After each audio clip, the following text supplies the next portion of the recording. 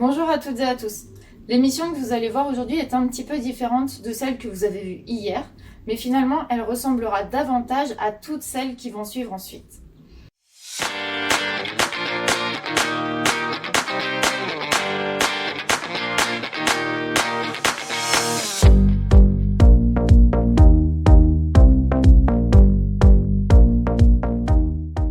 Donc dans cette émission, il y aura trois temps différents. Dans le premier, vous allez découvrir le travail d'Amandine Corny, qui est chercheuse au laboratoire de génétique quantitative et évolution au Moulon. Et elle travaille sur les pommiers sauvages.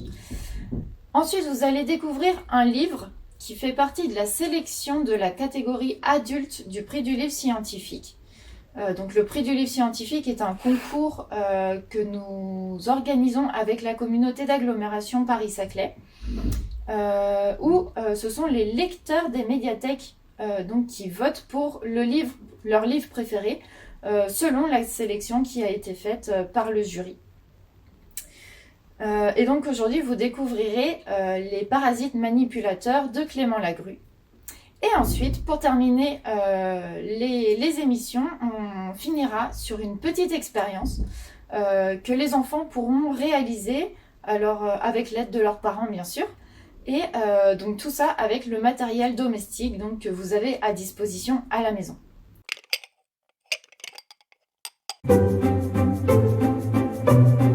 C'est un projet qui englobe énormément de partenaires et c'est grâce à eux en fait que le projet fonctionne. C'est une très bonne idée de pouvoir relier des généticiens, des écologues fonctionnels, mais également des paysagistes au sein d'un même projet, plus différents acteurs locaux. Ça fait vraiment tout l'intérêt et toute l'originalité de ce projet. L'intérêt patrimonial et scientifique de ce genre d'initiative, c'est évident, et ça ne va que croître. La préservation de la biodiversité, la préservation des réservoirs de gènes pour l'avenir, c'est indispensable, comme outil de recherche et ainsi de suite. Donc ça, de ce point de vue-là, c'est une excellente initiative et qui arrive au bon moment, au bon endroit.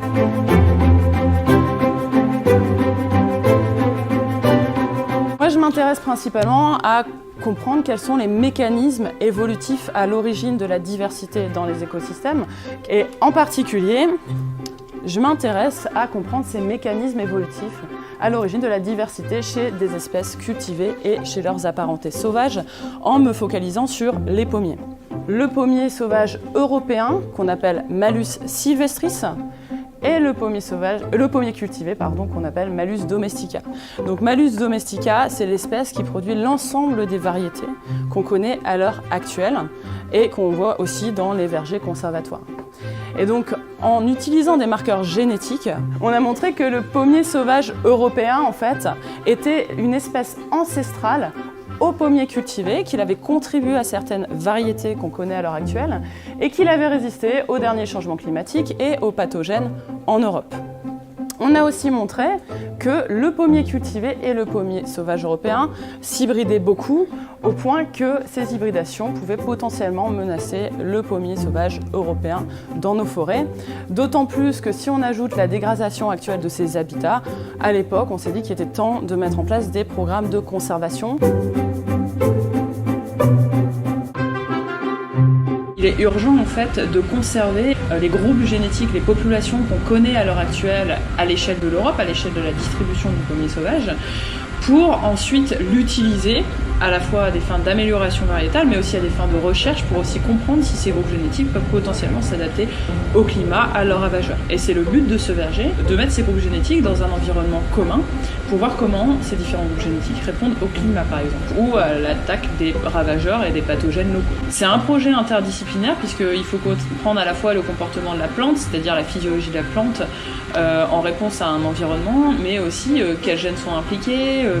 Il y a aussi toutes ces questions d'écologie, d'interaction avec le milieu, énormément de collègues en amélioration variétale de la pomme qui sont intéressés par ce site, et aussi les lycées agricoles, plus pour l'aspect paysager du projet. Il y a un enjeu de conservation, puisque là on va conserver un patrimoine génétique de différentes populations de pommiers sauvages européens, Il y a aussi une dimension paysagère puisque ce projet verger s'inscrit dans un projet paysager à l'échelle du plateau de Saclay. Avec donc comme principaux enjeux, donc c'est la préservation et la conservation du pommier de par son hybridation exacerbée, la fragmentation de son habitat, et que ce soit un verger, un support pédagogique pour les étudiants et le grand public. Pour moi, ce qui est hyper important, c'est de mettre en avant et de mettre au premier plan les enjeux environnementaux. Aujourd'hui, le contexte du plateau de Saclay, c'est un contexte où la biodiversité a disparu, alors que c'était un plateau très très riche. Il est là l'enjeu écologique. Il est dans permettre aux espèces qui étaient naturellement présentes dans cet environnement de retrouver un habitat, de retrouver des habitats pour pouvoir prospérer. Et donc cette parcelle, elle se veut être un lieu de refuge, un espace relais pour toutes ces espèces qui pourraient circuler sur le plateau. Le but, c'est de créer un ensemble, un réseau de parcelles comme ça qui retrouveraient une fonctionnalité. Et de par l'ensemble de ces initiatives, retrouver une cohérence écologique à une échelle beaucoup plus large. Et enfin, donc après ça c'est plus sur le long terme, c'est que ce site expérimental en fait soit répliqué.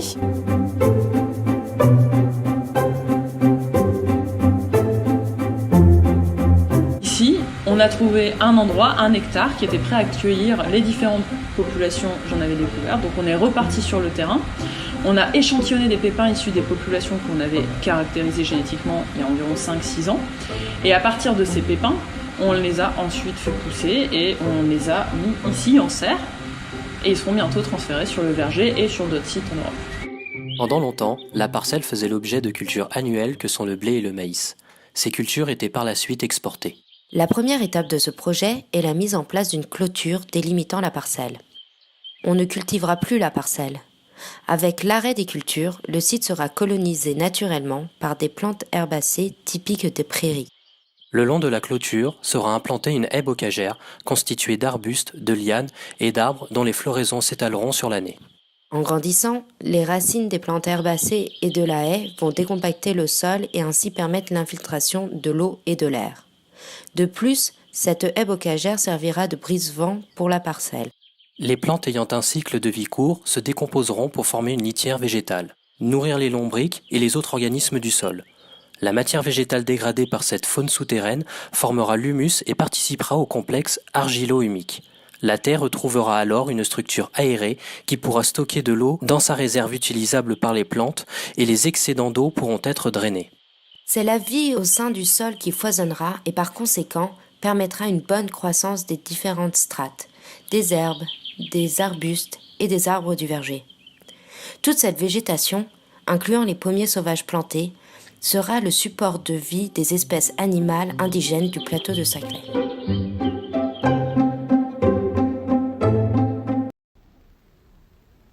Donc depuis cette vidéo, le projet du verger de pommiers sauvages a beaucoup évolué puisque les pommiers ont été implantés. Le verger a également été clôturé et il y a toute une haie aussi qui a été implantée autour du verger. Et donc n'hésitez pas à aller faire un tour pour aller voir ce verger qui est situé en face du CEA, donc sur le plateau de Saclay. Et il devrait être ouvert à la visite à l'occasion de moments comme la fête de la nature, les semaines de l'environnement, etc. Donc n'hésitez pas aussi à retrouver davantage d'informations sur le site internet dédié au verger. On va poursuivre maintenant avec la présentation du livre scientifique.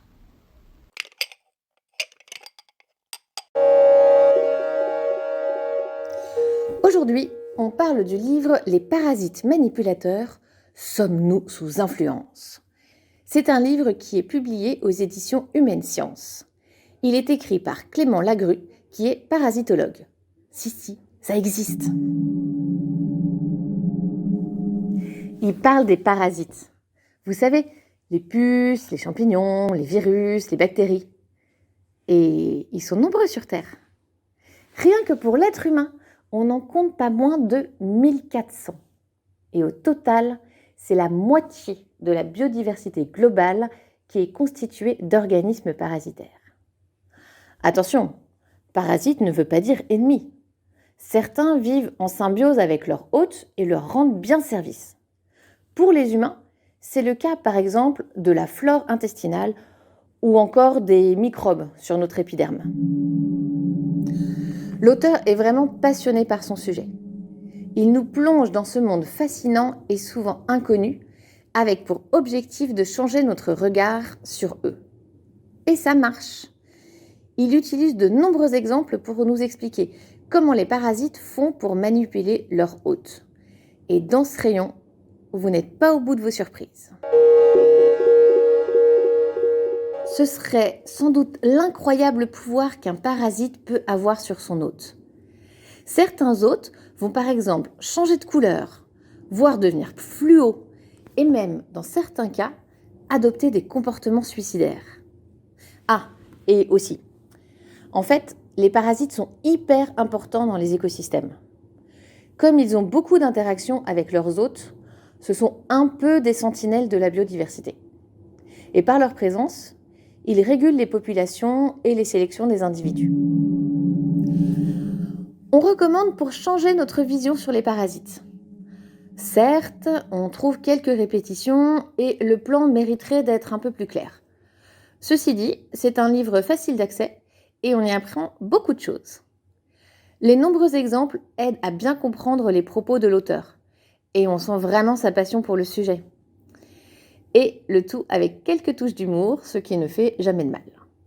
Promis, après la lecture de ce livre, vous ne regarderez plus le monde de la même manière.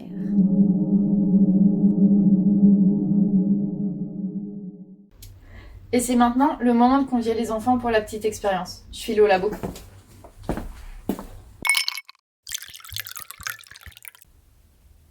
Je vous propose de faire une lampe à lave.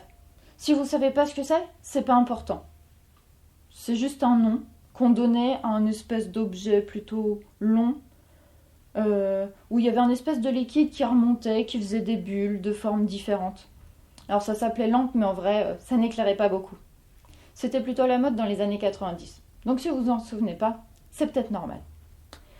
Donc pour cette expérience, vous allez avoir besoin de plusieurs choses. D'un pot plutôt haut, de bicarbonate de soude, de vinaigre, de l'huile, un petit pot, du colorant alimentaire, alors plutôt favoriser du bleu ou du rouge, là on va éviter le jaune, une grande cuillère et puis une pipette. Donc d'abord ce que vous allez faire, ça va être de mettre un peu de bicarbonate de soude au fond de votre récipient. Hop.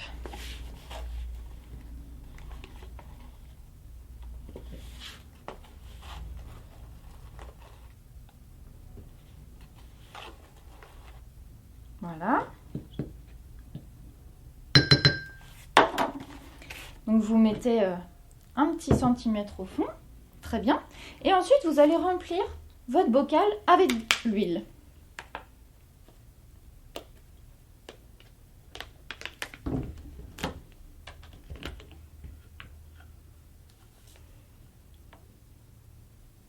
Voilà, vous y allez doucement au départ. Hop.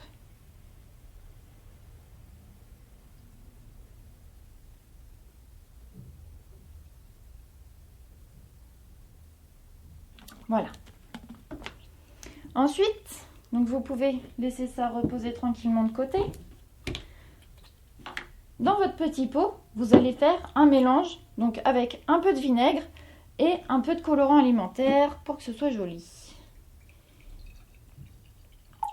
Voilà, du vinaigre et un peu de colorant.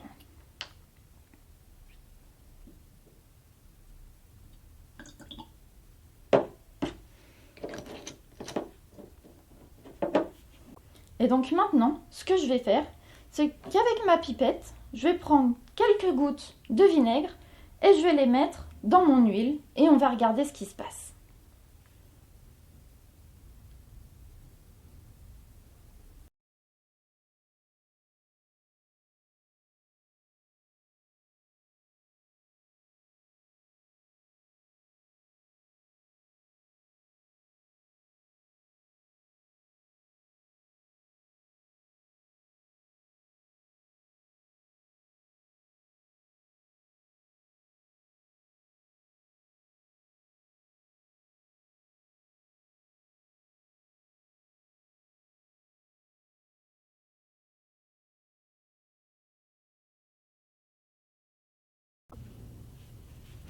Alors regardons d'un peu plus près ce qui se passe dans ce bocal. On voit nos bulles de vinaigre qui forment vraiment des bulles toutes rondes. On voit des petites bulles à leur surface qui se forment et puis qui remontent dans l'huile jusqu'à la surface de l'huile. Et puis parfois même, nos bulles de vinaigre, elles remontent à la surface de l'huile avec les petites bulles d'air. Et puis, elles finissent par redescendre tout au fond. On va essayer d'y voir un peu plus clair parce qu'il se passe vraiment plein de choses qu'on ne comprend pas dans ce bocal. Pour ça, on va faire plein de petites expériences. C'est parti! On va faire maintenant quelques petites expériences pour comprendre ce qui se passe dans notre pot. Donc on va commencer par essayer de voir ce qui se passe entre notre bicarbonate de soude et le vinaigre. Donc dans ce pot, je vais mettre un petit peu de bicarbonate. Voilà. Et du vinaigre. Vous avez vu tout de suite, on observe de la mousse qui se forme. Eh bien en fait, il y a une réaction chimique qui se passe entre le bicarbonate de soude et le vinaigre. Et donc cette mousse qui se forme, c'est en fait le produit de cette réaction chimique, c'est du dioxyde de carbone, ou CO2. D'accord? Donc c'est un gaz qui est produit par cette réaction.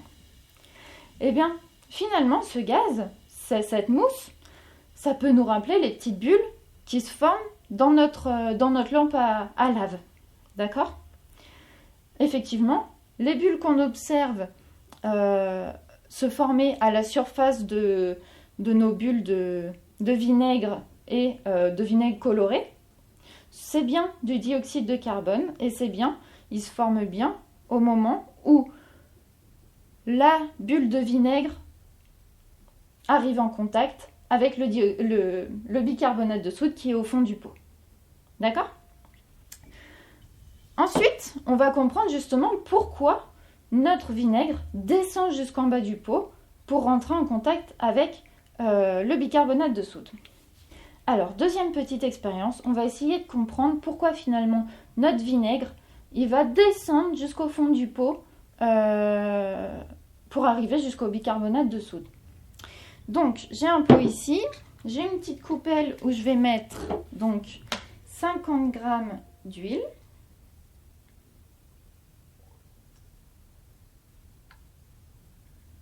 Voilà, j'ai 53 g d'huile. Et donc, je vais mettre ensuite... Hop, il reste rien. Et je vais mettre ensuite 30 g de vinaigre. Voilà. Je pile 30 g. Donc, je vais le verser. À votre avis, qu'est-ce qui va se passer ?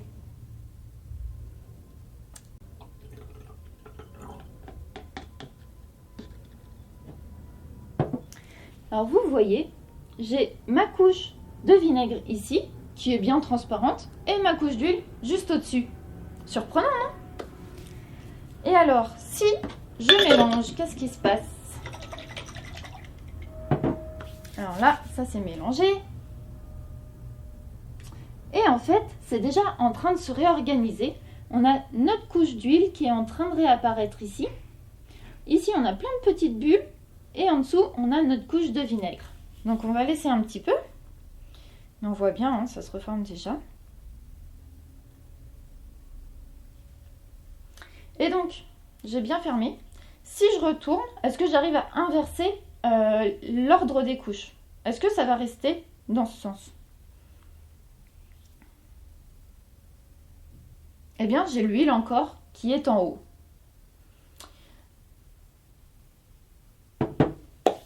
Donc comment ça s'explique ça? Parce que finalement, mon vinaigre était plus lourd que l'huile. Ça veut donc dire que ce n'est pas la masse de mon liquide qui va influer sur l'ordre des couches. En fait, c'est la densité. La densité, c'est alors effectivement la masse du liquide, mais pour un volume donné. C'est-à-dire que pour 1 litre d'huile, je vais avoir une masse différente que pour 1 litre de vinaigre. Par exemple, j'ai 2 verres identiques ici. J'ai vérifié, ils font la même masse. Je vais les remplir. Donc, ils font la même masse et ils ont le même volume. Je vais les remplir avec de l'huile et du vinaigre.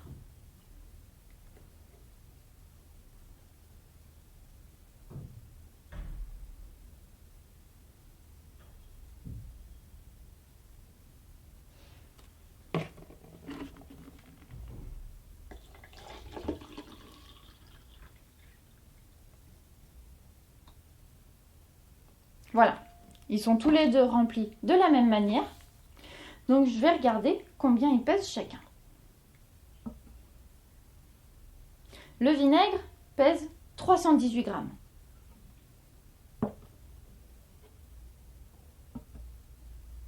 L'huile pèse 286 grammes.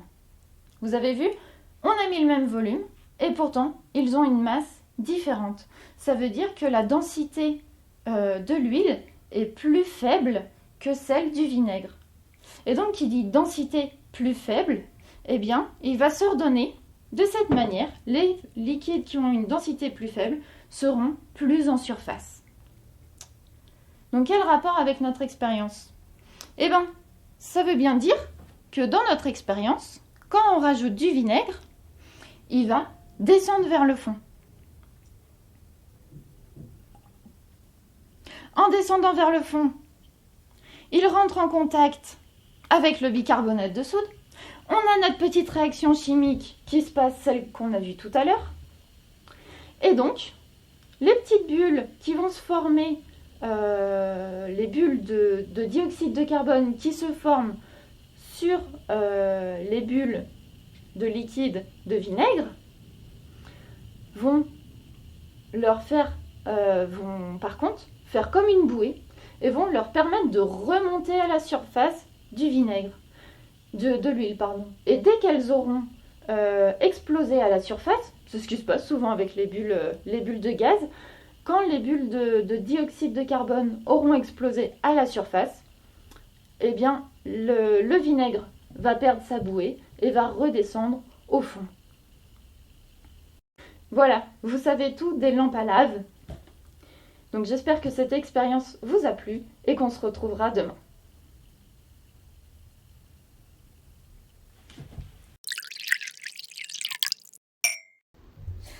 J'espère que cette émission vous a plu. C'est maintenant qu'elle se termine. Et donc j'espère vous retrouver demain avec la présentation d'un nouveau projet de recherche, d'un nouveau livre et d'une nouvelle expérience. À demain!